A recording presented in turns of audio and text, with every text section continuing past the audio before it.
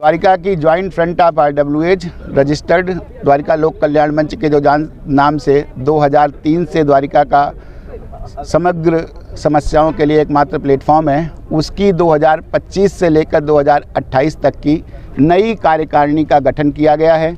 उस कार्यकारिणी ने 2025 के 1 अप्रैल से कार्यभार संभालेगी। द्वारिका की समस्त समस्याओं के निराकरण के लिए समवेत प्रयास करेगी। उसलिए आज का कार्यक्रम 9 वर्ष के उपलक्ष्य में आयोजित किया गया है। सर, ये द्वारका विकास को लेकर क्या प्लान है? द्वारिका में इस समय बहुत सारी समस्याएं हैं, जैसे कि सीवर की समस्या है, सीवर ओवरफ्लो कर रहा है, स्टॉर्म वाटर ड्रेन कवर्स उपलब्ध नहीं है, PPP स्कीम के तहत पेमेंट नहीं हो रहा है कई वर्षों से।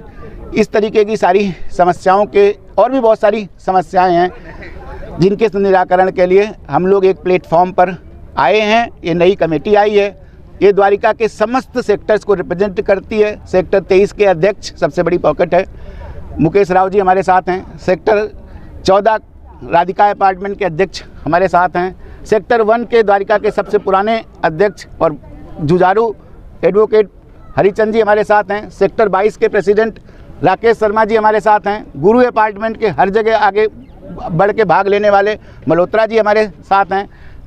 एडवोकेट प्रमोद तिवारी जी जो सेक्टर 13 से जुड़े हुए हैं वो हमारे साथ हैं। और इस तरीके की जाने कितनी DDA की RWH की संस्थाएं यहाँ पर आज आई हैं। सर, आपने सारे सेक्टर्स के नाम लिए, पॉकेट्स के नाम लिया है यहाँ। हाँ, ये अब आप देखिए कि कितनी विडंबना है कि हमारे यहाँ द्वारिका में सेक्टर 15 नहीं है। अब हमने आज इस प्लेटफॉर्म में ये भी उठाया है कि जो सेक्टर 15 जितनी भी वो सोसाइटियाँ हैं, भरत विहार है, शिव पार्क है, अंबिका इनक्लेव है, आज वहाँ के प्रतिनिधि भी इस कार्यक्रम में आए हैं। हम उसको सेक्टर 15 बनाने की DDA से मांग करेंगे और हमारा प्रतिनिधिमंडल DDA के पास जाएगा कि उस एरिया का नाम सेक्टर 15 रखा जाए और उसमें भी विकास के सारे कार्य कराए जाएं और PM उदय के तहत जो रजिस्ट्रियाँ चल रही हैं उसको त्वरित गति से आगे विस्तार देके उसको भी द्वारिका में के खूबसूरत सेक्टर्स में जोड़ा जाए। सबसे पहले सादर नमस्कार। आज द्वारिका लोक कल्याण मंच का यहाँ पर जो है उनकी कार्यकारिणी का पुनर्गठन हुआ है, उसमें हमें भी यहाँ पर अपनी टीम के साथ बुलाया गया था, तो हमने भी इसमें भाग लिया। और इसमें जो है उनके कार्यकारिणी में जो पदाधिकारी हैं वो काफ़ी एजुकेटेड हैं और आने वाले टाइम पे मुझे लगता है कि द्वारिका की जो भी समस्या होंगी उनके माध्यम से वो उनको ठीक करने का प्रयास करेंगे। सर, जो मूलभूत समस्या है इसके निदान के क्या रास्ते हैं? संपर्क और समन्वय 2 ही रास्ते होते हैं किसी भी काम को करने के लिए, और मुझे लगता है उसमें ये जो टीम बनी है नई उसमें सक्षम है और उस जरूर इस काम को पूरा करेंगे। सर, आपने मंच से एक बात नहीं रहती है। देखो, आने वाले टाइम पे अभी आपको पता है कि जो MCD में है वो दूसरा पक्ष है, अभी विधानसभा के चुनाव हैं, उसमें भी अभी कार्य अभी सुचारू रूप से अभी शुरू हुआ नहीं है। और आने वाले टाइम पे आप देखेंगे कि आने वाले 2-3 महीने में आपको कुछ ना कुछ इसका चेंज ज़रूर मिलेगा।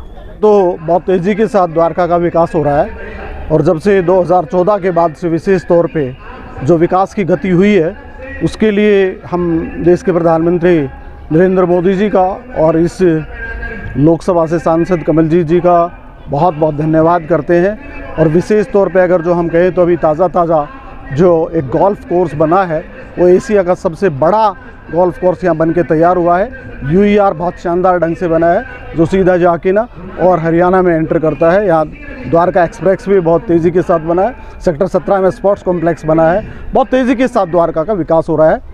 और आज ये जो नई एक गठन हुआ है, वैसे तो रिव्यू किया उस कमेटी को, लेकिन नए पदाधिकारी हैं ऊर्जा के साथ, ये द्वारका के विकास के लिए बहुत बहुत काम करेंगे। मेरी इन सबको बहुत शुभकामनाएं, बहुत बहुत बधाई आपके माध्यम से।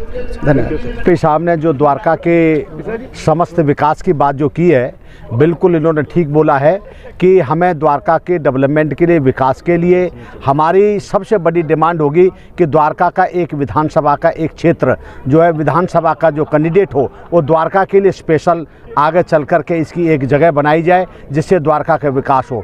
जैसे PPS स्कीम की बात की इन्होंने, PPS स्कीम हॉर्टिकल्चर डिपार्टमेंट से पिछले 3 वर्षों से कोई पैसा RWH को नहीं मिल रहा है। और जैसा कि कुछ रेजिडेंट डिमांड की कि पेड़ की ट्रिमिंग वगैरह है, तो फॉरेस्ट डिपार्टमेंट के सख्त निर्देश हैं कि RWH के कोई भी मालीज वगैरह जो डायरेक्ट उसमें ट्रिमिंग वगैरह का काम नहीं करेंगे। जैसे सीवर की प्रॉब्लम बताई, पानी की समस्या बताई, सड़कों की समस्या बताई, हमें उम्मीद है नई सरकार बनी है और बिल्कुल अच्छी तरह से ये कार्य करेगी। द्वारका का विकास अच्छी तरह से होगा और मंच अपनी बातों को अच्छे जुझारू रूप से डीडीए के सामने, सेंट्रल गवर्नमेंट के सामने और बड़ी गवर्नमेंट एजेंसी के सामने बहुत ज़बरदस्त तरीके से रखेगी और उसके विकास के लिए हम कार्य करेंगे और हम डीपी वाजपेयी जी के सुपरविजन के अंदर पूरा मंच एकजुट होकर के पूरा कार्य करेगा। ये हमारी शुभकामनाएं हैं।